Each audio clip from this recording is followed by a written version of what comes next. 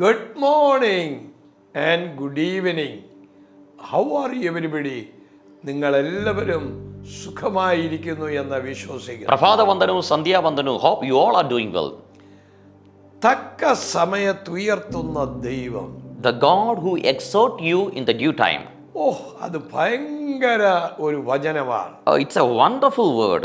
1 പത്രോസ് 5:6 പഠിക്കുമ്പോൾ, When we study 1 Peter chapter number 5 verse number 6, humble yourselves therefore under the mighty hand of God, that he may exalt you in due time. അതുകൊണ്ട് അവൻ തക്ക സമയത്ത് നിങ്ങളെ ഉയർത്തുവാൻ ദൈവത്തിന്റെ ബലമുള്ള കൈക്കീഴ് താണിരിപ്പിൻ. നിങ്ങൾക്കൊരു ഉയർച്ച പ്രാപിപ്പാൻ ആഗ്രഹമുണ്ടെങ്കിൽ, if you have a desire for an exhortation in your life, ബലമുള്ള കൈകളിൽ കീഴിൽ നിങ്ങൾ അമർന്നിരിക്കുമ്പോൾ, you have to humble yourself under the mighty hand of God, ആ കൈകൊണ്ട് നിങ്ങളെ അവൻ ഉയർത്തും. and he will lift you up with his hand. Amen. Bible പറയുമ്പോൾ അതിന്റെ ഒരു അർത്ഥം പരിശുദ്ധാത്മാവിന് കീഴടങ്ങുക എന്നാണ്. And when Bible says this, the meaning of this particular word is you have to submit and surrender under Holy Spirit.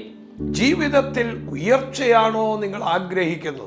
Do you desire a blessing and exhortation in your life? ദൈവ പാദപീഠത്തിൽ നിങ്ങൾ ഇരിക്കുമ്പോൾ, Once you surrender yourself at the feet of God, ആ കർത്താവ് നിങ്ങൾക്ക് വലിയൊരു ഉയർച്ച തരും. and God will give a mighty exhortation in your life. ദൈവത്തിന് വിധേയപ്പെടുക. Surrender to God ദൈവം നിങ്ങൾക്ക് ആക്കി വെച്ചിരിക്കുന്ന ദൈവദാസന്മാർക്ക് വിധേയപ്പെടുക. and surrender the man of God whom God placed നാം above you. ഒരാളിന് വിധേയപ്പെടുന്നത് കൊണ്ട്, Once we humble ourselves in front of us, കൊണ്ട്, once we surrender, humble ആകുന്നത് കൊണ്ട് once we humble, നമുക്കൊരു ദോഷവും സംഭവിക്കുകയില്ല. no harm will happen. ചിലപ്പോൾ നമ്മുടെ ആ പ്രൗഡ് നമ്മളെ നശിപ്പിച്ചു കൊണ്ടിരിക്കും. And sometimes our pride will destroy us. ചിലർക്ക് എപ്പോഴും അവരുടെ വാക്കിൽ, നോട്ടത്തിൽ, എല്ലാത്തിലും ഭയങ്കര പ്രൗഡാണ്. And some people always in their words and in their look everywhere they have a proud. നമ്മുടെ proud യേശുക്രിസ്തുവിലായിരിക്കും. And we have to proud and glory in ഞാൻ the അവന്റെ Lord. വചനം അനുസരിച്ചിരിക്കുന്നു എന്നുള്ള സന്തോഷം, And the joy that I obeyed his word. ഞാൻ അവന്റെ വാക്ക് കേട്ടിരിക്കുന്നു എന്നുള്ളതിന്റെ ആ താഴ്മ, We must have that humbleness that we obey his voice. അത് നമ്മുടെ ജീവിതത്തിൽ ഉണ്ടാകണം. We must have that in our life. Amen.